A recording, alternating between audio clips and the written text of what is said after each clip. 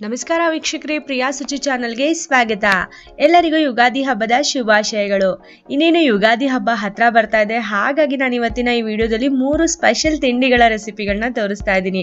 ಮಕ್ಕಳಿಗೆ ಕೂಡ ರಜಾ ಇದೆ, ಹಾಗಾಗಿ ಈ ಕುರುಕ್ಲು ತಿಂಡಿಗಳನ್ನೆಲ್ಲ ನೀವು ಮಾಡ್ಕೊಂಡು ತಿನ್ಬೋದು. ಯಾವ್ಯಾವುದು ಅಂದರೆ ಗರಿ ಆಗಿರುವಂಥ ಕೋಡುಬಳೆ, ಅದು ಕೂಡ ಬೇಕರಿ ಸ್ಟೈಲ್ನಲ್ಲಿ, ಮತ್ತು ಅಕ್ಕಿ ಚಕ್ಲಿ ಮತ್ತು ಕರ್ಚಿಕಾಯಿ, ಕೊಬ್ಬರಿ ಕರ್ಚಿಕಾಯಿ. ಈ 3 ರೆಸಿಪಿಗಳನ್ನ ಇವತ್ತು ಪೂರ್ತಿಯಾಗಿ ನೋಡ್ಕೋಬೇಕಂದ್ರೆ ಪೂರ್ತಿ ವಿಡಿಯೋ ಖಂಡಿತವಾಗ್ಲೂ ನೋಡಿ. ಇವತ್ತೇ ತೋರಿಸ್ತಾ ಇರೋ ಮೊದಲನೇ ರೆಸಿಪಿ ಯಾವುದು ಗೊತ್ತಾ? ಗರಿ ಆಗಿರೋಂಥ ಚಕ್ಲಿನ ದಿಢೀರಾಗಿ ಕೇವಲ 2 ಕಪ್ ಅಕ್ಕಿ ಹಿಟ್ಟಲ್ಲಿ ಯಾವ ರೀತಿಯಾಗಿ ಮಾಡೋದು ಅಂತ ತೋರಿಸ್ತಾ ಇದ್ದೀನಿ. ಬಹಳನೇ ಸುಲಭ ಮಾಡೋದು. ಒಂದು ಅರ್ಧ ಗಂಟೆ ಸಮಯ ಇದ್ರೆ ಸಾಕು. ಸುಮಾರು ಒಂದು 30-40 ಚಕ್ಲಿಗಳನ್ನ ಗರಿಯಾಗಿ ಒಂದು ಚಕ್ಲಿ ಕೂಡ ಮುರಿದಲೆ ಸೂಪರ್ ಆಗಿ ಮಾಡಬಹುದು. ಈ ಚಕ್ಲಿಯನ್ನು ಮಾಡಿ 1 ತಿಂಗಳಾದ್ರೂ ಇದು ಕೆಡೋದೇ ಇಲ್ಲ, ಫ್ರೆಶ್ ಆಗಿನೇ ಇರುತ್ತೆ. ಈಗ ಚಕ್ಲಿಯನ್ನು ಮಾಡೋದಕ್ಕೆ ಮೊದಲಿಗೆ ನಾವು ಒಂದು ಪ್ಯಾನ್ನ ತಗೊಳ್ಬೇಕಾಗುತ್ತೆ. ಈ ಪ್ಯಾನ್ಗೆ ನಾನು 2 ಟೇಬಲ್ ಸ್ಪೂನ್ ಅಷ್ಟು ಕಡಲೆಬೇಳೆಯನ್ನು ಹಾಕೊಳ್ತಿದ್ದೀನಿ. 2 ಟೇಬಲ್ ಸ್ಪೂನ್ ಅಷ್ಟು ಕಡಲೆಬೇಳೆ. ಈ ಕಡಲೆಬೇಳೆನ ಚೆನ್ನಾಗಿ ಹುರಿಬೇಕು. ಕೆಂಪಗೆ ಬಣ್ಣ ಬರಬೇಕು ಮತ್ತು ಘಮ ಅಂತ ವಾಸನೆ ಬರಬೇಕು. ಅಲ್ಲಿ ತನಕ 1-2 ನಿಮಿಷ ಚೆನ್ನಾಗಿ ಹುರ್ಕೊಳ್ಳೋಣ. ಅದಾದ್ಮೇಲೆ ಸಪ್ರೇಟಾಗಿ ತೆಗೆದಿಟ್ಕೊಳ್ಳೋಣ. ಮತ್ತು ಅದೇ ಪ್ಯಾನ್ಗೆ 2 ಟೇಬಲ್ ಸ್ಪೂನ್ ಅಷ್ಟು ಉದ್ದಿನ ಬೇಳೆ ಹಾಕೊಳ್ತಾ ಇದ್ದೀನಿ. ಅದನ್ನು ಕೂಡ ಸ್ವಲ್ಪ ಗೋಲ್ಡನ್ ಕಲರ್ ಬರಬೇಕು ಮತ್ತು ಒಳ್ಳೆ ಘಮ ಅಂತ ವಾಸನೆ ಬರಬೇಕು. ಅಲ್ಲಿ ತನಕ 1-2 ನಿಮಿಷ ಚೆನ್ನಾಗಿ ಹುರಿಯೋಣ. ಅದಾದ್ಮೇಲೆ ಅದನ್ನು ಕೂಡ ಅದೇ ಪ್ಲೇಟ್ನಲ್ಲಿ ಹಾಕಿ ಇಟ್ಕೋತೀನಿ. ಈಗ ಮತ್ತೆ ಅದೇ ಪ್ಯಾನ್ಗೆನೆ 1 ಟೇಬಲ್ ಸ್ಪೂನ್ ಅಷ್ಟು ನಾನು ಹುರ್ಗಡ್ಲೆ ಅಂದರೆ ಕಡಲೆ ಪಪ್ಪುವನ್ನು ಹಾಕಿ 1 ನಿಮಿಷ ಹುರಿದ್ರೆ ಸಾಕು. ಇದು ಜಾಸ್ತಿ ಹುರಿಯೋದು ಬೇಡ, ಕೇವಲ 1 ನಿಮಿಷ ಹುರ್ಕೊಳ್ಳೋಣ. ಈಗ ಈ ಕಡಲೆ ಪಪ್ಪನ್ನು ಕೂಡ ನಾನು ಅದೇ ಪ್ಲೇಟ್ಗೆ ಹಾಕೊಳ್ತಾ ಇದ್ದೀನಿ. ಈಗ ಈ 3 ಪದಾರ್ಥಗಳನ್ನ ಸ್ವಲ್ಪ ತಣ್ಣಗಾದ್ಮೇಲೆ ಒಂದು ಚಿಕ್ಕ ಮಿಕ್ಸರ್ ಜಾರ್ಗೆ ಹಾಕೊಂಡು ಸಣ್ಣಗೆ ಫೈನ್ ಪೌಡರ್ ಮಾಡ್ಕೊಳ್ಬೇಕು. ಸ್ವಲ್ಪನೂ ತರಿತರಿಯಾಗಿರಬಾರ್ದು, ಪೂರ್ತಿಯಾಗಿ ಸಣ್ಣಗೆ ಪುಡಿ ಮಾಡ್ಕೊಳ್ಬೇಕಾಗುತ್ತೆ. ನೋಡಿ, ಈ ಥರ ಜರಡಿ ಹಿಡಿದ್ರೆ ಏನೋ ತರಿತರಿ ಬರಬಾರ್ದು, ಆ ಥರ. ಈಗ ಒಂದು ದೊಡ್ಡ ಅಗಲವಾಗಿರೋ ಒಂದು ಬೌಲ್ಗೆ 2 ಕಪ್ಪಷ್ಟು ಅಕ್ಕಿ ಹಿಟ್ಟನ್ನು ಹಾಕೊಳ್ಳೋಣ. ಅಕ್ಕಿ ಹಿಟ್ಟನ್ನು ಜರಡಿ ಹಿಡಿದ್ಬಿಟ್ಟು ಹಾಕೊಳ್ಳೋಣ. 2 ಕಪ್ ಅಂದರೆ ಅಂದಾಜು 400 ಗ್ರಾಮ್ ಅಷ್ಟು ನಾನು ಅಕ್ಕಿ ಹಿಟ್ಟನ್ನು ತಗೊಳ್ತಾ ಇದ್ದೀನಿ. ಅಕ್ಕಿ ಹಿಟ್ಟನ್ನು ಮೊದಲು ಜರಡಿ ಹಿಟ್ಕೊಳ್ಬೇಕಾಗತ್ತೆ. ಈಗ ಮತ್ತೆ ಅದೇ ಜರಡಿಗೆನೆ ಈಗ ತಾನೇ ಮಿಕ್ಸರ್ ಜಾರ್ನಲ್ಲಿ ನಾನು ಗ್ರೈಂಡ್ ಮಾಡ್ಕೊಂಡಿದ್ನಲ್ಲ ಉದ್ದಿನ ಬೇಳೆ, ಕಡಲೆಬೇಳೆ ಮತ್ತು ಹುರ್ಗಡ್ಲೆ, ಅದರ ಪುಡಿ ಕೂಡ ಹಾಕೊಂಡು ಜರಡಿ ಹಿಡ್ಕೊಂಡ್ಬಿಡೋಣ. ಈಗ ಇದಕ್ಕೆ ನಾವು ಬಾಕಿ ಸಾಮಗ್ರಿಗಳನ್ನ ಹಾಕೊಳ್ಳೋಣ. 1 ಟೇಬಲ್ ಸ್ಪೂನ್ ಅಷ್ಟು ಬಿಳಿ ಎಳ್ಳನ್ನು ಹಾಕೊಳ್ತಾ ಇದ್ದೀನಿ. 1/4 ಚಮಚದಷ್ಟು ಅಜ್ವಾನ ಅಥವಾ ಜೀರಿಗೆ, ಎರಡರಲ್ಲಿ ಯಾವುದಾದ್ರೂ ಹಾಕೊಳ್ಳೋಣ. 1.5 ಚಮಚದಷ್ಟು ಅಚ್ಚ ಖಾರದ ಪುಡಿ, ಖಾರ ಜಾಸ್ತಿ ಬೇಕಿದ್ರೆ ಜಾಸ್ತಿ ಹಾಕೊಳ್ಳಿ. 1 ಚಮಚದಷ್ಟು ಅಂದರೆ ರುಚಿಗೆ ತಕ್ಕಷ್ಟು ಉಪ್ಪು ಮತ್ತು 2 ಚಮಚದಷ್ಟು ಬೆಣ್ಣೆಯನ್ನು ಹಾಕೊಳ್ಳೋಣ. ಬೆಣ್ಣೆಯನ್ನು ಬಿಸಿ ಮಾಡಿ ಕರಗಿಸಿ ಹಾಕೊಳ್ಳೋದು ಬೇಡ. ನಾವು ತಂದಾಗ ಯಾವ ಥರ ಸಾಫ್ಟ್ ಆಗಿರುತ್ತಲ್ಲ ಅದೇ ಥರನೇ ಹಾಕೊಂಡ್ಬಿಡೋಣ. 2 ಚಮಚ ಸಾಕು, ಅದಕ್ಕಿಂತ ಹೆಚ್ಚಿಗೆನೂ ಕೂಡ ಬೇಡ. ಈಗ ಬೆಣ್ಣೆಯನ್ನು ಹಾಕಿ ಪೂರ್ತಿ ಹಿಟ್ಟಿನ ಜೊತೆಗೆ ಎಲ್ಲ ಪದಾರ್ಥಗಳನ್ನ ಚೆನ್ನಾಗಿ ಮಿಕ್ಸ್ ಮಾಡ್ಕೋಬೇಕು. ಬೆಣ್ಣೆ ಪ್ರತಿ ಕಣಕಣ ಅಕ್ಕಿ ಹಿಟ್ಟಲ್ಲೂ ಚೆನ್ನಾಗಿ ಮಿಕ್ಸ್ ಆಗಬೇಕು. ಆ ಥರ ಚೆನ್ನಾಗಿ ಕೈನಲ್ಲಿ ಮೊದಲು ಉದುರುದ್ರಾಗಿ ಮಿಕ್ಸ್ ಮಾಡ್ಕೊಳ್ಳಿ. ಚೆನ್ನಾಗಿ ಮಿಕ್ಸ್ ಮಾಡಿ ಆದಮೇಲೆ ನಾವು ನೀರು ಹಾಕಿ ನಾದ್ಕೊಳ್ಬೇಕಾಗುತ್ತೆ. ನಾವು ಸ್ವಲ್ಪ ಬೆಚ್ಚಗಿರೋ ನೀರನ್ನು ಹಾಕಿ ನಾದ್ಕೊಳ್ಳೋಣ. ಪೂರ್ತಿ ತಣ್ಣಗಿರೋ ನೀರು ಬೇಡ, ಪೂರ್ತಿ ಬಿಸಿನೂ ಬೇಡ, ಸ್ವಲ್ಪ ಉಗುರು ಬೆಚ್ಚಗಿದ್ರೆ ಸಾಕು. ಉಗುರು ಬೆಚ್ಚಗಿರೋ ನೀರಿನಲ್ಲೇ ನಾವು ಚೆನ್ನಾಗಿ ಹಿಟ್ಟನ್ನು ನಾದ್ಕೊಳ್ಬೇಕಾಗುತ್ತೆ. ಈ ಹಿಟ್ಟನ್ನು ನಾವು ತುಂಬ ಗಟ್ಟಿಯಾಗಿ ನಾದ್ಕೊಳ್ಳೋದು ಬೇಡ, ಮೀಡಿಯಮ್ ಸಾಫ್ಟ್ ಆಗಿದ್ರೆ ಸಾಕು. ನೋಡಿ, ಈ ಥರ ಸಾಫ್ಟ್ ಆಗಿದ್ರೆ ಸಾಕಾಗುತ್ತೆ ಚಕ್ಲಿಗೆ. ಹಿಟ್ಟು ನೋಡ್ತಾ ಇದ್ರೇ ಗೊತ್ತಾಗುತ್ತೆ ಕನ್ಸಿಸ್ಟೆನ್ಸಿ ಯಾವ ಥರ ಇದೆ ಅಂತ. ನೋಡಿ, ಇಷ್ಟು ಸಾಫ್ಟ್ ಆಗಿದ್ರೆ ಸಾಕು. ಈಗ ನಾವು ಚಕ್ಲಿ ಮಾಡೋದಕ್ಕೆ ಚಕ್ಲಿ ಒರಳನ್ನು ತಗೊಳ್ಳೋಣ. ಈ ಚಕ್ಲಿ ಒರಳಿಗೆ ಚಕ್ಲಿ ಅಚ್ಚನ್ನು ಹಾಕಿ ಚೆನ್ನಾಗಿ ಒರಳಿಗೆಲ್ಲ ಎಣ್ಣೆ ಹಚ್ಕೊಂಡ್ಬಿಡೋಣ. ಅದಾದಮೇಲೆ ಇದಕ್ಕೆ ಎಷ್ಟು ಹಿಡಿಯುತ್ತೋ ಅಷ್ಟು ಹಿಟ್ಟನ್ನು ಹಾಕ್ಕೊಳ್ಬೇಕಾಗುತ್ತೆ. ಹಾಕಿ ಚಕ್ಲಿ ಒರಳನ್ನು ನಾವು ಕ್ಲೋಸ್ ಮಾಡ್ಕೊಂಡ್ಬಿಡೋಣ. ಈಗ ನಿಮ್ಗೆ ಯಾವ ಸೈಜಿಗೆ ಬೇಕೋ ಆ ಸೈಜ್ಗೆ ನೀವು ಚಕ್ಲಿಯನ್ನು ಒಂದು ಬಟರ್ ಪೇಪರ್ ಮೇಲೋ ಅಥವಾ ಒಂದು ಪ್ಲಾಸ್ಟಿಕ್ ಪೇಪರ್ ಮೇಲೋ ಮಾಡ್ಕೊಳ್ಳಿ. ಕೆಳಗಡೆ ಎಣ್ಣೆ ಹಚ್ಚೋದು ಕೂಡ ಬೇಡ. ಹಾಗೆಯೇ ನೀವು ಒಂದು ಬಟರ್ ಪೇಪರ್ ಅಥವಾ ಪ್ಲಾಸ್ಟಿಕ್ ಕವರ್ ಅಥವಾ ಎಣ್ಣೆ ಕವರ್ ಯಾವುದ್ರ ಮೇಲಾದರೂ ಈ ಥರ ದೊಡ್ಡ ಚಕ್ಲಿಗಳನ್ನ ಹಾಕ್ಕೊಂಡು ಇಟ್ಕೊಂಡ್ಬಿಡ್ಬೋದು.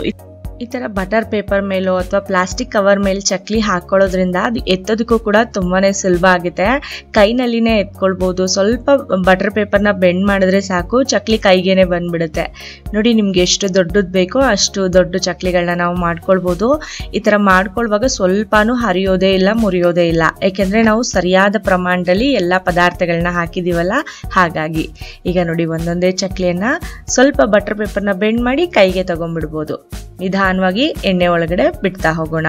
ಎಣ್ಣೆಯನ್ನು ನಾವು ಮೀಡಿಯಮ್ ಆಗಿ ಕಾಯಿಸ್ಕೊಂಡಿರ್ಬೇಕು. ಮೀಡಿಯಂ ಹೀಟ್ನಲ್ಲೇ ನಾವು ಕಾಯಿಸ್ಕೊಂಡಿರ್ಬೇಕು. ನಿಧಾನವಾಗಿ ಒಂದೊಂದೇ ಚಕ್ಲಿಯನ್ನು ಹಾಕೊಳ್ಳೋಣ. ನೀವು ನಿಮ್ಮ ಕಡಾಯಿ ಸೈಜ್ ನೋಡಿಬಿಟ್ಟು ಒಟ್ಟಿಗೆ ಎಷ್ಟು ಚಕ್ಲಿ ಬೇಕೋ ಅಷ್ಟು ಹಾಕ್ಕೊಳ್ಳಿ. ನಾನು ನಿಮಗೆ ತೋರಿಸ್ತಾ ಇರೋದ್ರಿಂದ 4 ಚಕ್ಲಿ ಹಾಕ್ಕೊಳ್ತಾ ಇದ್ದೀನಿ. ಮತ್ತು ಜೊತೆಗೆ ಚಿಕ್ಕ ಕಡಾಯಿಯನ್ನು ಕೂಡ ನಾನು ಇಟ್ಕೊಂಡಿದ್ದೀನಲ್ಲ, ಹಾಗಾಗಿ 4 ಚಕ್ಲಿ ಹಾಕ್ಕೊಳ್ತಾ ಇದ್ದೀನಿ. ಚಕ್ಲಿ ಹಾಕಿದ್ಮೇಲೆ 2 ನಿಮಿಷಗಳ ಕಾಲ ಅವನ್ನ ಮುಟ್ಟಕ್ಕೆ ಹೋಗಬೇಡಿ. 2 ನಿಮಿಷ ಚೆನ್ನಾಗಿ ಫ್ರೈ ಆದಮೇಲೆ ಅದನ್ನು ಇನ್ನೊಂದು ಸೈಡ್ಗೆ ನಾವು ಈ ಥರ ಫ್ಲಿಪ್ ಮಾಡ್ಕೊಳ್ಳೋಣ. ಅದಾದಮೇಲೆ ಪ್ರತಿ 1 ನಿಮಿಷಕ್ಕೊಂದ್ಸಲ 2 ಸೈಡ್ಗೂ ತಿರುಗಿಸಿ ನಾವು ಬೇಯಿಸ್ಕೊಳ್ಬೋದು. ಈಗ ಇನ್ನೊಮ್ಮೆ ಮತ್ತೆ ಇನ್ನೊಂದು ಸೈಡ್ಗೆ ತಿರುಗಿಸ್ಕೊಳ್ಳೋಣ. ಯಾವಾಗ ಅದು ಪೂರ್ತಿಯಾಗಿ ಅದು ಕುದೀತಾ ಇರೋ ಎಣ್ಣೆ ನಿಂತೋಗುತ್ತಲ್ಲ ಕುದಿಯೋದು, ಆವಾಗ ನಾವು ಚಕ್ಲಿಯನ್ನು ತೆಗಿಬೋದು. ನೋಡಿ, ಈ ಥರ ಎಣ್ಣೆ ಪೂರ್ತಿಯಾಗಿ ಬಬಲ್ ಬರೋದೆಲ್ಲ ಸ್ಟಾಪ್ ಆಗಿಬಿಡುತ್ತೆ. ಆಗ ಚಕ್ಲಿ ಪೂರ್ತಿಯಾಗಿ ಚೆನ್ನಾಗಿ ಬೆಂದಿದೆ ಅಂತ ಅರ್ಥ. ಈಗ ನಾವು ಚಕ್ಲಿಯನ್ನು ಎಣ್ಣೆಯಿಂದ ತೆಗೆದುಬಿಡೋಣ. ನೋಡಿ, ಚಕ್ಲಿ ಎಂಥ ಒಳ್ಳೆ ಹೊಂಬಣ್ಣಕ್ಕೆ ಬಂದಿದೆ ಅಂತ, ಎಷ್ಟು ಚೆನ್ನಾಗಿ ಕೂಡ ಆಗಿದೆ. ಗರಿಗರಿ ಆಗಿರೋಂಥ ಈ ಚಕ್ಲಿಗಳು. ಅಷ್ಟು ಚಕ್ಲಿಗಳನ್ನ ಮಾಡ್ಕೊಳ್ಳುವಾಗ ಒಂದು ಚಕ್ಲಿ ಕೂಡ ಮುರಿಲಿಲ್ಲ. ತುಂಬಾ ಸೂಪರಾಗಿ ಗರಿಗರಿಯಾಗಿ ಬಂದಿದೆ. ನೋಡಿ, ಚಕ್ಲಿ ನೋಡೋದಕ್ಕೆ ಎಷ್ಟು ಚೆನ್ನಾಗಿ ಕಾಣ್ತಿದೆ ಅಂತ. ಇದೇ ಥರ ಬಾಕಿ ಉಳಿದಿರೋ ಎಲ್ಲ ಚಕ್ಲಿಗಳನ್ನ ನಾವು ಕರೆದು ಇಟ್ಕೊಂಡ್ಬಿಡೋಣ. ಈ ಸಲ ಯುಗಾದಿ ಹಬ್ಬಕ್ಕೆ ನೀವು ಕೂಡ ಈ ಗರ್ಗರಿ ಆಗಿರೋಂಥ ಅಕ್ಕಿ ಹಿಟ್ಟಲ್ಲಿ ಚಕ್ಲಿಯನ್ನು ಮಾಡ್ಕೊಂಡು ನೋಡ್ಕೊಳ್ಳಿ. ತುಂಬಾ ಸೂಪರಾಗಿ ಬರುತ್ತೆ. ನಿಮಗೆ ನಾನು ಒಂದು ಚಕ್ಲಿಯನ್ನು ತಿಂದು ಕೂಡ ತೋರಿಸ್ತೀನಿ. ನೋಡಿ,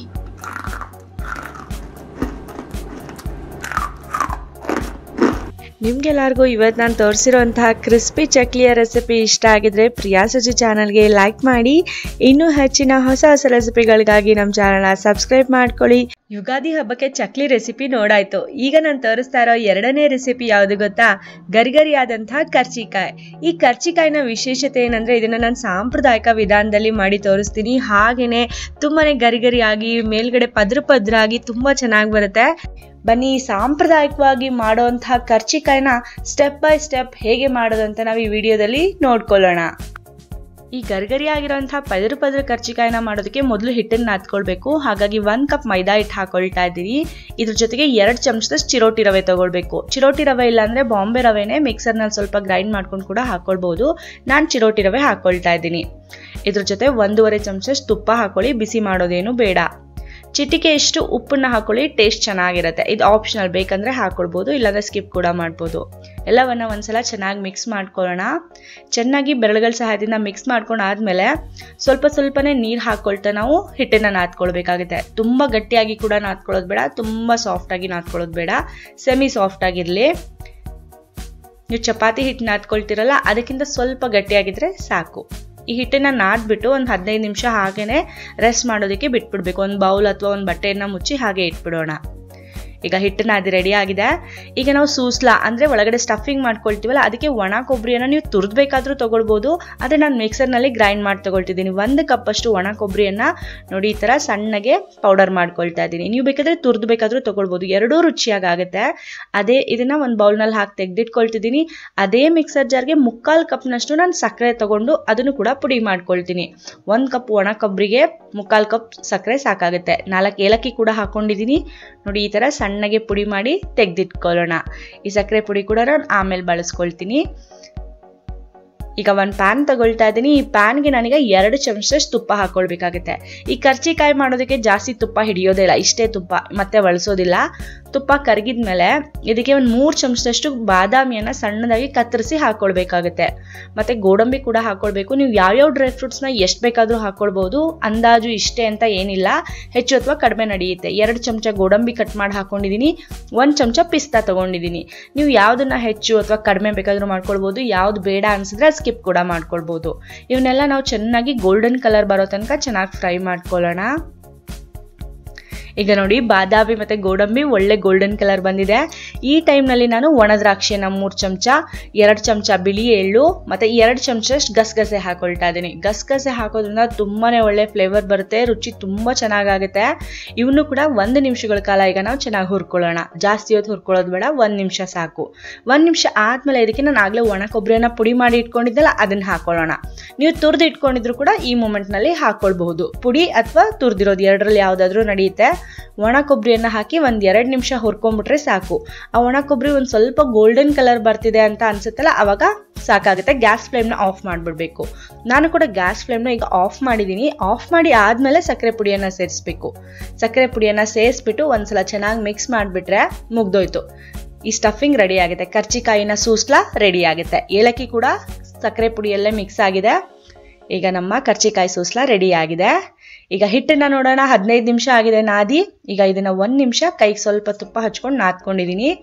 ನಾದ್ಕೊಂಡು ಆದಮೇಲೆ ಇದನ್ನು ನಾನು 4 ಒಂದೇ ಸೈಜಿನ 4 ಈಕ್ವಲ್ ಉಂಡೆಗಳನ್ನ ಮಾಡಿ ಇಟ್ಕೊಳ್ಬೇಕಾಗುತ್ತೆ. ನೋಡಿ, ಈ ಥರ ಚಪಾತಿಗೆ ಹಿಟ್ಟಿನ ಉಂಡೆ ಮಾಡ್ಕೊಳ್ತೀರಲ್ಲ ಆ ಥರ 4 ಸಮಾನವಾದ ಉಂಡೆ ಮಾಡ್ಕೊಳ್ಳಿ.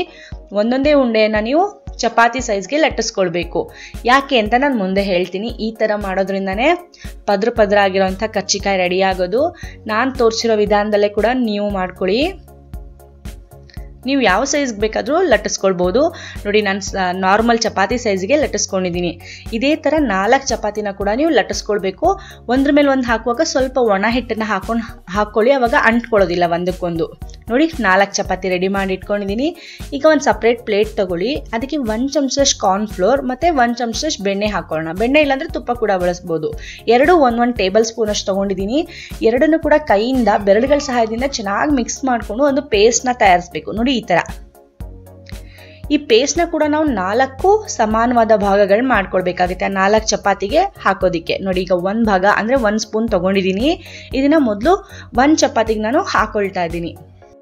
1 ಚಪಾತಿಗೆ ಎಲ್ಲ ಕಡೆನೂ ತಿನ್ ಲೇಯರ್ ಆಗಿ ನೀವು ಚೆನ್ನಾಗಿ ಹಚ್ಕೊಳ್ಳಿ. ನೋಡಿ, ಈ ಥರ ಬೆರಳುಗಳ ಸಹಾಯದಿಂದ ಚೆನ್ನಾಗಿ ಹಚ್ಕೊಳ್ಳಿ. ಚೆನ್ನಾಗಿ ಹಚ್ಕೊಂಡಾದ್ಮೇಲೆ ಒಣ ಹಿಟ್ಟು ಸ್ವಲ್ಪ ಹಾಕ್ಕೊಂಡು ಅದ್ರ ಮೇಲೆ ಇನ್ನೊಂದು ಚಪಾತಿ ಹಾಕ್ಕೊಳ್ಳಿ. ಅದಾದಮೇಲೆ ಮತ್ತೆ ಇನ್ನೂ 1 ಚಮಚದಷ್ಟು ಆ ಬೆಣ್ಣೆ ಮತ್ತು ಕಾರ್ನ್ಫ್ಲೋರ್ ಪೇಸ್ಟ್ನ ನಾವು ಹಚ್ಕೊಳ್ಬೇಕಾಗುತ್ತೆ. ಮತ್ತೆ ಸ್ವಲ್ಪ ಒಣ ಹಿಟ್ಟು ಹಾಕ್ಕೊಳ್ಬೇಕು. ಮತ್ತೆ 1 ಚಪಾತಿ ಹಾಕ್ಕೊಳ್ಬೇಕು. ಇದೇ ಥರ 4 ಚಪಾತಿ ಮೇಲೂ ಕೂಡ ನಾವು ಮಾಡಬೇಕಾಗುತ್ತೆ. ಈಗ ನಾನು ಕೊನೆ ಚಪಾತಿ ಮೇಲೆ ಕೂಡ ಮಾಡ್ಕೊಳ್ತಾ ಇದ್ದೀನಿ. ಈಗ ಆ ಪೇಸ್ಟ್ ಕೂಡ ಖಾಲಿಯಾಗಿದೆ. ಪೂರ್ತಿಯಾಗಿ ಆ ಪೇಸ್ಟ್ನ ಹಾಕಿದ್ಮೇಲೆ ಸ್ವಲ್ಪ ಒಣ ಹಿಟ್ಟನ್ನು ಹಾಕೊಂಡು ಈಗ ರೋಲ್ ಮಾಡೋದಕ್ಕೆ ಸ್ಟಾರ್ಟ್ ಮಾಡೋಣ. ನೋಡಿ, ಈ ಥರ ಟೈಟಾಗಿ ರೋಲ್ ಮಾಡ್ಕೊಳ್ಬೇಕಾಗುತ್ತೆ. ರೋಲ್ ಮಾಡಿ ಆದಮೇಲೆ ಮತ್ತೆ ಸ್ವಲ್ಪ ಅದು ಉದ್ದ ಆಗೋ ತನಕ ಸ್ವಲ್ಪ ಚೆನ್ನಾಗಿ ರೋಲ್ ಮಾಡ್ಕೊಳ್ಳೋಣ. ನೋಡಿ, ಈ ಸೈಜಿಗೆ ಬಂದರೆ ಸಾಕು. ಈಗ ನಾವು ಒಂದು ಚಾಕುನೋ ಅಥವಾ ಒಂದು ಚುಂಚ್ಕ ತೊಗೊಂಡು ಈ ಥರ ಕಟ್ ಮಾಡಬೇಕಾಗುತ್ತೆ. 1 ಇಂಚಿಗೆ ನಾವು ಕಟ್ ಮಾಡ್ಕೊಳ್ಬೇಕಾಗುತ್ತೆ. ಒಂದು 15ರಿಂದ 16 ಉಂಡೆಗಳು ಮಾಡಿಕೊಂಡ್ರೆ ಸಾಕು. ನಾನು ತೋರಿಸಿರೋ ಪ್ರಮಾಣದಲ್ಲಿ 15ರಿಂದ 16 ಕರ್ಚಿಕಾಯಿ ಅಷ್ಟೇ ಆಗೋದು. ನೋಡಿ, ಈ ಥರ ಉಂಡೆಗಳನ್ನ ಮಾಡಿ ಇಟ್ಕೊಳ್ಳೋಣ. ಈಗ ನಮಗೆ ಕರ್ಚಿಕಾಯಿ ಮಾಡೋದಕ್ಕೆ ತುಂಬಾ ಸುಲಭ ಆಗುತ್ತೆ. ಲೇಯರ್ ಆಗಿ ಪದ್ರಾಗಿ ತುಂಬ ಕ್ರಿಸ್ಪಿಯಾಗಿ ತುಂಬ ಚೆನ್ನಾಗಿ ಬರುತ್ತೆ. ಈಗ 1 ಹಿಟ್ಟಿನ ಉಂಡೆ ತೊಗೊಂಡು ಪೂರಿ ಸೈಜ್ಗೆ ಲಟ್ಟಿಸ್ಕೊಳ್ಳೋಣ. ತುಂಬ ದೊಡ್ಡದು ಬೇಡ, ತುಂಬ ತೆಳ್ಳಗೂ ಬೇಡ, ತುಂಬ ದಪ್ಪನೂ ಇರಬಾರ್ದು. ತಿಕ್ನೆಸ್ಸು ಇರಬೇಕು, ಸ್ವಲ್ಪ ಗರಿಗರಿಯಾಗಿ ಬರಬೇಕು ಲೇಯರ್ ಆಗಿ. ಅಂದರೆ ನೋಡಿ, ಈ ಥರ ಪೂರಿ ಸೈಜಿಗೆ ಲಟ್ಟಿಸ್ಕೊಂಡಾದ್ಮೇಲೆ ಇದ್ರ ಮೇಲೆ 1 ಚಮಚದಷ್ಟು ನಾವು ಸೂಸ್ಲ ಅಂದರೆ ಸ್ಟಫಿಂಗ್ನ ನಾವು ಹಾಕ್ಕೊಳ್ಬೇಕಾಗುತ್ತೆ. ಕೊಬ್ಬರಿ ಸೂಸ್ಲ 1 ಚಮಚ ಹಾಕ್ಕೊಳ್ಬೇಕು. ಅದಾದಮೇಲೆ ಸುತ್ತ ಎಡ್ಜಸ್ಗೆ ನೀರನ್ನು ಹಚ್ಕೊಳ್ಬೇಕು. ನಿಧಾನವಾಗಿ ಕ್ಲೋಸ್ ಮಾಡಿ ಈ ಥರ ಪ್ರೆಸ್ ಮಾಡಿಬಿಟ್ರೆ ಕರ್ಚಿಕಾಯಿ ರೆಡಿ ಆಗುತ್ತೆ. ಒಳ್ಳೆ ಡಿಸೈನ್ಗೋಸ್ಕರ ಏನು ಮಾಡಬೇಕಾದ್ರೆ ಒಂದು ಫೋರ್ಕ್ ತಗೊಳ್ಳಿ. ಈ ಥರ ಎಡ್ಜಸ್ನಲ್ಲಿ ನೀವು ಈ ಥರ ಪ್ರೆಸ್ ಮಾಡಿಕೊಂಡ್ರೆ ತುಂಬ ಚೆನ್ನಾಗಿರೋ ಡಿಸೈನ್ ಕಾಣುತ್ತೆ. ನೋಡಿ, ಆಗ ಅದು ಎಡ್ಜಸ್ ಲಾಕ್ ಕೂಡ ಆಗುತ್ತೆ, ಡಿಸೈನ್ ಕೂಡ ಚೆನ್ನಾಗಿ ಬರುತ್ತೆ. ನೋಡಿ, ಎಷ್ಟು ಚೆನ್ನಾಗಿ ಕಾಣ್ತಿದೆ ಅಲ್ಲ. ನಾನು ಇನ್ನೂ ಒಂದು ಮಾಡಿ ತೋರಿಸ್ತೀನಿ. ಪೂರಿ ಸೈಜ್ಗೆ ಹಿಟ್ಟನ್ನು ಲಟ್ಟಿಸ್ಕೊಳ್ಳಿ. ಮಧ್ಯದಲ್ಲಿ ಸೂಸ್ಲ ಅಂದರೆ ಸ್ಟಫಿಂಗ್ನ ಹಾಕ್ಕೊಳ್ಬೇಕು. ಸುತ್ತ ಎಡ್ಜಸ್ಗೆ ನೀರನ್ನು ಹಚ್ಕೊಳ್ಬೇಕು ಬೆರಳಿಂದ. ನಿಧಾನವಾಗಿ 1 ಸೈಡಿಂದ ಎತ್ತಿ ಕ್ಲೋಸ್ ಮಾಡಿ ಪ್ರೆಸ್ ಮಾಡಿಬಿಟ್ರೆ ಆಗೋಯ್ತು. ಅದಾದಮೇಲೆ ಒಂದು ಫೋರ್ಕ್ ತಗೊಳ್ಳಿ. ಎಡ್ಜಸ್ಗೆ ಈ ಥರ ಪ್ರೆಸ್ ಮಾಡ್ಕೊಂಡೋದ್ರೆ ನೋಡೋದಕ್ಕೂ ಕೂಡ ತುಂಬಾ ಬ್ಯೂಟಿಫುಲ್ಲಾಗಿ ಕಾಣುತ್ತೆ. ನೋಡಿ, ಇದೇ ಥರ ನಾನು ಪ್ರತಿಯೊಂದು ಕರ್ಚಿಕಾಯಿಗಳನ್ನ ಕೂಡ ಮಾಡಿ ಇಟ್ಕೊಂಡಿದ್ದೀನಿ. ನೀವು ಬೇಕಿದ್ರೆ ಈ ಥರ ಕರ್ಚಿಕಾಯ್ದು ಅಚ್ಚು ಬರುತ್ತಲ್ಲ, ಇದರಲ್ಲಿ ಕೂಡ ನೀವು ಮಾಡ್ಕೊಳ್ಬೋದು. ಈಗ ಎಣ್ಣೆ ಕೂಡ ಕಾಯಕ್ಕಿಟ್ಟಿದೆ. ಎಣ್ಣೆ ಚೆನ್ನಾಗಿ ಕಾದಿದೆ. ನಿಮ್ಮ ಕಡಾಯಿ ಯಾವ ಸೈಜ್ ಇದೆ ನೋಡಿಕೊಂಡು ನೀವು ಕರ್ಚಿಕಾಯಿಗಳನ್ನ ಹಾಕೊಳ್ಳಿ. ನಾನು 4 ಕರ್ಚಿಕಾಯಿಗಳನ್ನ ಹಾಕ್ಕೊಳ್ತಾ ಇದ್ದೀನಿ. ನೀವು ಒಟ್ಟಿಗೆ 4ರಿಂದ 5 ಕರ್ಚಿಕಾಯಿ ಹಾಕಿ ಫ್ರೈ ಮಾಡ್ಕೊಳ್ಬೋದು. 1 ನಿಮಿಷ ಆದಮೇಲೆ ನಾವು ಇನ್ನೊಂದು ಸೈಡ್ಗೆ ಫ್ಲಿಪ್ ಮಾಡ್ಕೊಳ್ಳೋಣ. ತುಂಬ ಹೈ ಫ್ಲೇಮು ಬೇಡ, ಮೀಡಿಯಂ ಫ್ಲೇಮ್ನಲ್ಲೇ ಇಟ್ಕೊಂಡು ನಾವು ಚೆನ್ನಾಗಿ ಫ್ರೈ ಮಾಡ್ಕೊಳ್ಬೇಕು. ಈ ಥರ ಆಗಾಗ ಪ್ರತಿ 30 ಸೆಕೆಂಡ್ ಒಂದ್ಸಲ ನಾವು ಆ ಕಡೆ ಈ ಕಡೆ ತಿರುಗಿಸ್ಕೊಳ್ಬೇಕಾಗುತ್ತೆ. ಆಗಲೇ ಒಳ್ಳೆ ಗೋಲ್ಡನ್ ಕಲರ್ ಬರುತ್ತೆ. ಎರಡೂ ಕಡೆಗೂ ಒಂದೇ ಕಲರ್ ಬರುತ್ತೆ, ತುಂಬ ಚೆನ್ನಾಗಿ ಕಾಣುತ್ತೆ ನೋಡೋದಕ್ಕೆ. ಒಂದೇ ಕಡೆ ಫ್ರೈ ಆಗೋದಕ್ಕೆ ಬಿಟ್ಬೇಡಿ. ಆಗಾಗ ಈ ಥರ ತಿರುಗಿಸ್ಕೊಳ್ತಾನೆ ಇರಿ, ತುಂಬ ಒಳ್ಳೆ ಗೋಲ್ಡನ್ ಕಲರ್ ಬರುತ್ತೆ. ನೋಡಿ ಆಗಲೇ ಗೋಲ್ಡನ್ ಕಲರ್ಗೆ ಬರ್ತಾ ಇದೆ, ತುಂಬ ಚೆನ್ನಾಗಿ ಕಾಣ್ತಾ ಇದೆ. ಕ್ರಿಸ್ಪಿಯಾಗಿ ಬೇಯಬೇಕು ಅಂದರೆ ನೀವು ಮೀಡಿಯಮ್ ಫ್ಲೇಮ್ನಲ್ಲಿ ಇಟ್ಕೊಂಡೆ ಫ್ರೈ ಮಾಡಬೇಕು. ನೋಡಿ ಈ ಥರ ಗೋಲ್ಡನ್ ಕಲರ್ ಬಂದುಬಿಟ್ರೆ ಸಾಕು. ಇದನ್ನು ಟಿಶ್ಯೂ ಪೇಪರ್ ಹಾಕಿರೋಂಥ ಒಂದು ಬುಟ್ಟಿಯಲ್ಲಿ ಹಾಕ್ಕೊಳ್ಳೋಣ. ತುಂಬ ಚೆನ್ನಾಗಿ ಕಾಣ್ತಿದೆ, ತುಂಬಾ ಗರಿಗರಿಯಾಗಿ ಕೂಡ ಆಗಿದೆ. ಇದೇ ಥರ ನಾವು ಮುಂದೆನೂ ಕೂಡ ಎಲ್ಲ ಕರ್ಜಿಕಾಯಿಗಳನ್ನ ಫ್ರೈ ಮಾಡ್ಕೊಳ್ಬೇಕು. ನೆಕ್ಸ್ಟ್ ಬ್ಯಾಚಿಗೆ ಫ್ರೈ ಮಾಡುವಾಗ ಗ್ಯಾಸ್ ಫ್ಲೇಮ್ನ ಸ್ವಲ್ಪ ಸಣ್ಣ ಮಾಡಿಬಿಡಿ, ಇಲ್ಲಾಂದರೆ ಹಾಕಿದ ತಕ್ಷಣ ಕೆಂಪಾಗಿಬಿಡುತ್ತೆ, ತುಂಬ ಹೀಟ್ ಆಗಿಬಿಟ್ಟಿರುತ್ತೆ ಎಣ್ಣೆ. ಹಾಗಾಗಿ ಅವನ್ನು ಕೂಡ ನಾನು 1 ನಿಮಿಷಗಳ ಕಾಲ ಆದಮೇಲೆ ಅದೇ ಥರ ಪದೇ ಪದೇ ತಿರುಗಿಸ್ಕೊಂಡು ಚೆನ್ನಾಗಿ ಕೆಂಪಗೆ ಗೋಲ್ಡನ್ ಕಲರ್ ಕ್ರಿಸ್ಪಿಯಾಗಿ ಬರೋ ತನಕ ಫ್ರೈ ಮಾಡ್ಕೊಂಡಿದ್ದೀನಿ. ಎಲ್ಲ ಕರ್ಜಿಕಾಯಿಗಳು ಈಗ ರೆಡಿಯಾಗಿದೆ. ನಿಮಗೆ ಎಷ್ಟು ಗರಿಗರಿ ಆಗಿದೆ, ಎಷ್ಟು ಪದ್ರ ಆಗಿದೆ ಅಂತ ಒಂದು ಕರ್ಜಿಕಾಯಿನ ನಾನು ಮುರಿದು ತೋರಿಸ್ತೀನಿ, ನೋಡ್ಕೊಳ್ಳಿ. ಆ ಕರ್ಜಿಕಾಯಿ ಮುರಿಯೋ ಸೌಂಡ್ ಕೇಳಿದ್ರೇ ಗೊತ್ತಾಗುತ್ತೆ ಎಷ್ಟು ಕ್ರಿಸ್ಪಿಯಾಗಿದೆ ಅಂತ. ನೋಡಿ ಒಳಗಡೆ ಎಷ್ಟೊಂದು ಲೇಯರ್ಗಳು ಕೂಡ ಕಾಣ್ತಾ ಇದೆ. ಆಹಾ, ತಿನ್ನೋದಕ್ಕೂ ಕೂಡ ತುಂಬಾ ರುಚಿಯಾಗಿದೆ. ಸಕ್ಕರೆಯ ಸಿಹಿ ಕೂಡ ಕರೆಕ್ಟಾಗಿದೆ. ಆ ಕೊಬ್ಬರಿ ಸೂಸ್ಲ ಹೊರಗಡೆ ಆ ಕ್ರಿಸ್ಪಿ ಲೇಯರ್ಸ್ ತುಂಬ ಚೆನ್ನಾಗಿದೆ. ನೀವು ಕೂಡ ಇನ್ನೇನು ಹಬ್ಬಗಳ ಸಾಲಾಗಿ ಬರ್ತಿದೆ, ಯಾವುದಾದ್ರೂ ಹಬ್ಬಕ್ಕಾಗಲಿ ಈ ಕರ್ಜಿಕಾಯಿ ಸಾಂಪ್ರದಾಯಿಕ ವಿಧಾನದಲ್ಲಿ ಮಾಡಿರೋಂಥ ಕರ್ಜಿಕಾಯಿನ ಟ್ರೈ ಮಾಡಿ. ಮನೆಯಲ್ಲಿರೋರೆಲ್ಲ ಖಂಡಿತವಾಗ್ಲೂ ತುಂಬಾ ಇಷ್ಟಪಡ್ತಾರೆ.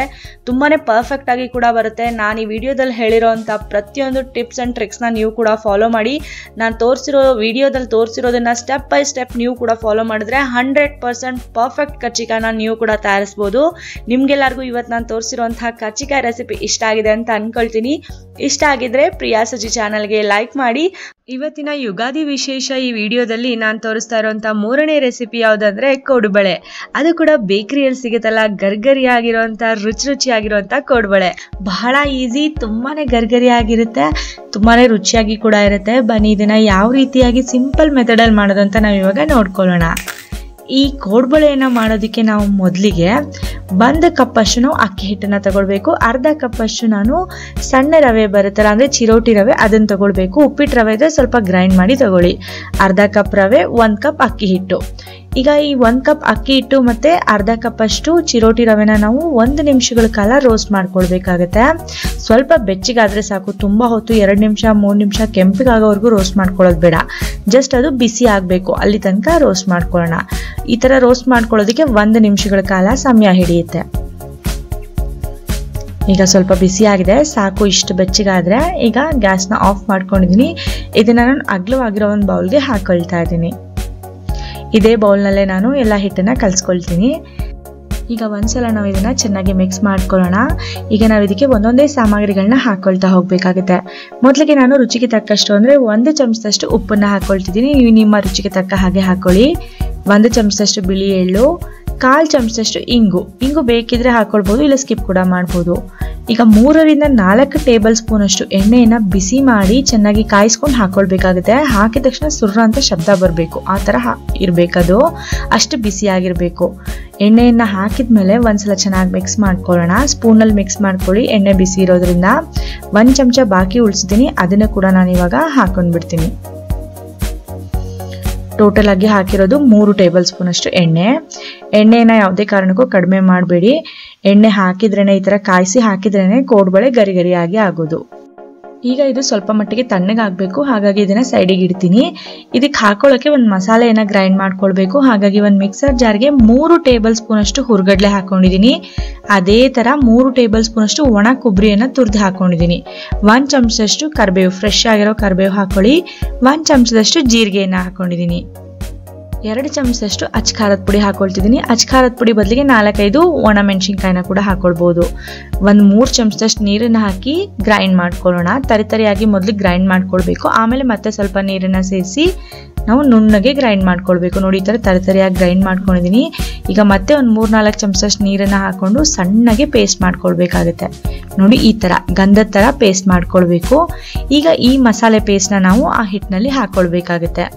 ಹಿಟ್ಟನ್ನು ಮೊದಲಿಗೆ ಒಂದ್ಸಲ, ಈಗ ತಣ್ಣಗಾಗಿದೆ ಅಲ್ಲ, ಚೆನ್ನಾಗಿ ಬೆರಳುಗಳಿಂದ ಚೆನ್ನಾಗಿ ಮಿಕ್ಸ್ ಮಾಡ್ಕೊಳ್ಳೋಣ. ಎಣ್ಣೆ ಎಲ್ಲ ಹಾಕಿದ್ವಲ್ಲ, ಹಾಗಾಗಿ ಈಗ ನಾವು ಚೆನ್ನಾಗಿ ಮಿಕ್ಸ್ ಮಾಡ್ಕೊಳ್ಬೇಕು. ಎಣ್ಣೆ ಎಲ್ಲ ಕಡೆ ಹೋಗೋ ಥರ ಚೆನ್ನಾಗಿ ಮಿಕ್ಸ್ ಮಾಡ್ಕೊಳ್ಳಿ. ಮಿಕ್ಸ್ ಮಾಡಿದ್ಮೇಲೆ ಅದನ್ನು ಉಂಡೆ ಕಟ್ಟಿ ನೋಡಿ. ಈ ಥರ ಉಂಡೆ ಕಟ್ಟಕ್ಕೆ ಬಂದರೆ ಸರಿ. ಉಂಡೆ ಕಟ್ಟಕ್ಕೆ ಬರ್ತಾ ಇಲ್ಲ ಅಂದರೆ ಇನ್ನೂ ಸ್ವಲ್ಪ ಎಣ್ಣೆ ಕಾಯಿಸಿ ನೀವು ಹಾಕ್ಕೊಳ್ಬೇಕಾಗತ್ತೆ. ಈಗ ನಾನು ಗ್ರೈಂಡ್ ಮಾಡಿ ಇಟ್ಕೊಂಡಿದ್ದಲ್ಲ ಆ ಮಸಾಲ ಪೇಸ್ಟ್ನ ಹಾಕ್ಕೊಳ್ತಾ ಇದ್ದೀನಿ. ಪೂರ್ತಿ ಮಸಾಲ ಪೇಸ್ಟ್ ಹಾಕೊಂಡಿದ್ದೀನಿ. ಆಮೇಲೆ ಮಿಕ್ಸರ್ ಜಾರ್ ತೊಳೆದ್ಬಿಟ್ಟು ಉಳಿದಿರೋ ನೀರು ಹಾಕೊಳ್ತೀನಿ. ಈಗ ಈ ಮಸಾಲ ಪೇಸ್ಟ್ನ ಹಿಟ್ಟು ಜೊತೆಗೆ ಚೆನ್ನಾಗಿ ಮಿಕ್ಸ್ ಮಾಡ್ಕೊಳ್ಳೋಣ. 1-2 ನಿಮಿಷ ಆರಾಮಾಗಿ ಟೈಮ್ ತೊಗೊಂಡು ಎಲ್ಲ ಕಡೆ ಮಸಾಲೆ ಹೋಗೋ ಥರ ಚೆನ್ನಾಗಿ ಮಿಕ್ಸ್ ಮಾಡ್ಕೊಳ್ಳಿ. ಚೆನ್ನಾಗಿ ಮಿಕ್ಸ್ ಮಾಡಿದ್ಮೇಲೆ ಸ್ವಲ್ಪನೇ ನೀರನ್ನು ಹಾಕೊಳ್ತಿದ್ದೀನಿ. ಮಿಕ್ಸರ್ ಜಾರ್ಗೆ ಸ್ವಲ್ಪ ನೀರು ಹಾಕಿ ತೊಳೆದ್ಬಿಟ್ಟು ಹಾಕೊಳ್ತಾ ಇದ್ದೀನಿ. ಈ ಹಿಟ್ಟು ನಾದುವಾಗ ಗಮನದಲ್ಲಿ ಇಟ್ಕೊಳ್ಳಿ, ಸ್ವಲ್ಪ ಗಟ್ಟಿಯಾಗಿನೇ ಇರಬೇಕು. ಚಪಾತಿ ಹಿಟ್ಟನ್ನ ಯಾವ ರೀತಿಯಾಗಿ ನಾದ್ತಿರಲ್ಲ, ಸ್ವಲ್ಪ ಗಟ್ಟಿಯಾಗಿರಬೇಕು. ಮೆತ್ತಗೆ ನಾದ್ಕೊಂಡ್ರೆ ಕೋಡ್ಬಳೆ ಚೆನ್ನಾಗಾಗೋದಿಲ್ಲ. ಕ್ರಿಸ್ಪಿಯಾಗಿ ಬೇಕು ಅಂದರೆ ನೀವು ಸ್ವಲ್ಪ ಹಿಟ್ಟನ್ನ ಗಟ್ಟಿಯಾಗಿ ನಾದ್ಕೊಳ್ಬೇಕಾಗುತ್ತೆ. ನೋಡಿ, ಈ ಥರ ಸ್ಟಿಫ್ ಆಗಿ ಗಟ್ಟಿಯಾಗಿ ನಾದ್ಕೊಳ್ಬೇಕು. ಈಗ ಇದನ್ನ 1-2 ನಿಮಿಷ ಬಿಟ್ಟು ನಾವೀಗ ಕೋಡ್ಬಳೆ ಮಾಡ್ಕೊಂಡ್ಬಿಡ್ಬೋದು. ಇದನ್ನೇನು ಭಾಳ ಹೊತ್ತು ನೆನೆಯೋದಕ್ಕೇನು ಬಿಡೋದು ಬೇಡ. ಈಗ 2 ನಿಮಿಷ ಆಗಿದೆ. ನಾನು ಚಪಾತಿ ಮಾಡೋ ಮಣೆ ಮೇಲೆ ಕೋಡ್ಬಳೆನ ಮಾಡಿ ತೋರಿಸ್ತೀನಿ. ಕೈಗೆ ಸ್ವಲ್ಪ ಎಣ್ಣೆ ಹಚ್ಕೊಳ್ಳಿ. ನಿಮ್ಗೆ ಎಷ್ಟು ಬೇಕೋ ಅಷ್ಟು ಹಿಟ್ಟು ತಗೊಂಡು ನೋಡಿ, ನಾನು ಯಾವ ರೀತಿಯಾಗಿ ರೋಲ್ ಮಾಡ್ತಿದ್ದೀನೋ ಇದೇ ರೀತಿಯಾಗಿ ರೋಲ್ ಮಾಡ್ತಾ ನೀವು ಕೋಡ್ಬಳೆಗಳನ್ನ ಮಾಡ್ಕೊಳ್ಬೋದು.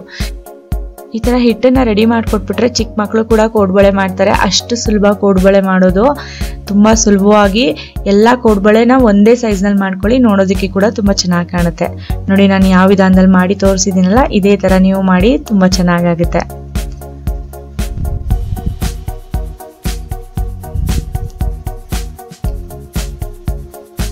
ನಾನೊಂದು 12-15 ಕೋಡ್ಬಳೆಗಳನ್ನ 1 ಟ್ರಿಪಲ್ ಫ್ರೈ ಮಾಡ್ಕೊಳ್ತಿದ್ದೀನಿ. ಹಾಗಾಗಿ ನಾನು ಒಂದು 15 ಕೋಡ್ಬಳೆಗಳನ್ನ ಮೊದಲಿಗೆ ರೆಡಿ ಮಾಡಿ ಇಟ್ಕೊಳ್ತೀನಿ. ಈಗ ಇದನ್ನ ಎಣ್ಣೆಯಲ್ಲಿ ಫ್ರೈ ಮಾಡ್ಕೊಳ್ಳೋಣ. ಎಣ್ಣೆ ಕಾಯಕ್ಕೆ ಇಟ್ಟಿದ್ದೆ. ಎಣ್ಣೆ ಕಾದಿದೆಯೋ ಇಲ್ವೋ ಅಂತ ನೋಡೋದಕ್ಕೆ ಒಂದು ಸಣ್ಣ ತುಂಡು ಹಿಟ್ಟನ್ನು ಹಾಕೊಂಡಿದ್ದೀನಿ. ಹಿಟ್ಟು ಮೇಲೆ ಬಂದಿದೆ. ಈಗ ಕೋಡ್ಬಳೆನ ಹಾಕೊಳ್ತಾ ಇದ್ದೀನಿ. ಕೋಡ್ಬಳೆಗಳನ್ನ ಹಾಕಿದ ತಕ್ಷಣ ಅದು ಪೂರ್ತಿಯಾಗಿ ನೊರೆ ಬಂದ್ಬಿಡುತ್ತೆ.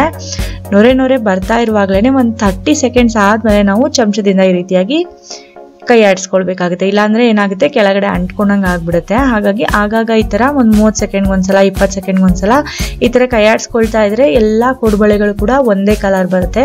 ಕೆಳಗಡೆ ಡಾರ್ಕು, ಮೇಲ್ಗಡೆ ಲೈಟ್ ಆ ಥರ ಬರೋದೇ ಇಲ್ಲ. ಈ ಥರ ಆಗಾಗ ಕೈ ಆಡಿಸ್ಕೊಳ್ತಾ ಇರಿ ಚಮಚದಿಂದ. ಆಗ ತುಂಬ ಚೆನ್ನಾಗಿ ಒಳ್ಳೆ ಗೋಲ್ಡನ್ ಬ್ರೌನ್ ಕಲರ್ ಬರುತ್ತೆ. ಕೋಡ್ಬಳೆಯನ್ನು ನಾವು ಎಣ್ಣೆಲಿ ಹಾಕಿದ ತಕ್ಷಣ ಮಾತ್ರ ಗ್ಯಾಸ್ ಫ್ಲೇಮ್ನ ಹೈಯಲ್ಲಿ ಇಟ್ಕೊಳ್ಬೇಕು. 1 ನಿಮಿಷ ಆದಮೇಲೆ ಇದನ್ನು ಲೋ ಫ್ಲೇಮ್ನಲ್ಲಿ ಇಟ್ಕೊಂಡೆ ಒಳ್ಳೆ ಗೋಲ್ಡನ್ ಬ್ರೌನ್ ಕಲರ್ ಬರೋ ತನಕ ಈ ಥರ ಫ್ರೈ ಮಾಡ್ಕೊಳ್ಬೇಕಾಗುತ್ತೆ. ನೋಡಿ, ಎಷ್ಟು ಕ್ರಿಸ್ಪಿಯಾಗಿದೆ. ನೀವೇ ನೋಡ್ಬೋದು ಯಾವ ಥರ ಸೌಂಡ್ ಬರ್ತಿದೆ ಅಂತ. ತುಂಬಾ ಗರಿಗರಿಯಾಗಿದೆ. ನೋಡಿದ್ರಲ್ಲ ಫ್ರೆಂಡ್ಸ್, ಬೇಕರಿಗಳಲ್ಲಿ, ಸ್ವೀಟ್ ಅಂಗಡಿಗಳಲ್ಲಿ ಸಿಗುವಂಥ ಗರಿಗರಿ ಕೋಡ್ಬಳೆ ಮನೆಯಲ್ಲೇ ಮಾಡೋದು ಎಷ್ಟು ಸುಲಭ ಅಂತ. ನೀವು ಕೂಡ ಇದನ್ನು ಒಂದ್ಸಲ ಟ್ರೈ ಮಾಡಿ ನಿಮ್ಮ ಅನಿಸಿಕೆ ಅಭಿಪ್ರಾಯಗಳನ್ನ ನಮಗೆ ಕಮೆಂಟ್ ಮೂಲಕ ತಿಳಿಸಿ. ನಾನು ಒಂದು ಕೋಡ್ಬಳೆನ ನಾನು ನಿಮಗೆ ಮುರಿದು ತೋರಿಸ್ತೀನಿ ಎಷ್ಟು ಗರಿಗರಿಯಾಗಿದೆ ಅಂತ. ನೀವು ಈ ಕೋಡ್ಬಳೆಗಳನ್ನ ಆರಾಮವಾಗಿ 1 ತಿಂಗಳ ತನಕ ಇಟ್ಕೊಂಡು ತಿನ್ಬೋದು. ಇದು ಕೆಡೋದಿಲ್ಲ, ತುಂಬಾ ಚೆನ್ನಾಗಿರುತ್ತೆ. ಇದೇ ಥರ ಇನ್ನೂ ಹೆಚ್ಚಿನ ಹೊಸ ರೆಸಿಪಿಗಳಿಗಾಗಿ ನಮ್ಮ ಚಾನಲ್ನ ಸಬ್ಸ್ಕ್ರೈಬ್ ಮಾಡ್ಕೊಳ್ಳಿ. ನಾನು ಮುಂದಿನ ವಿಡಿಯೋದಲ್ಲಿ ಭೇಟಿ ಆಗ್ತೀನಿ. ಇವತ್ತಿನ ವಿಡಿಯೋ ನೋಡಿದ್ದಕ್ಕಾಗಿ ಧನ್ಯವಾದಗಳು.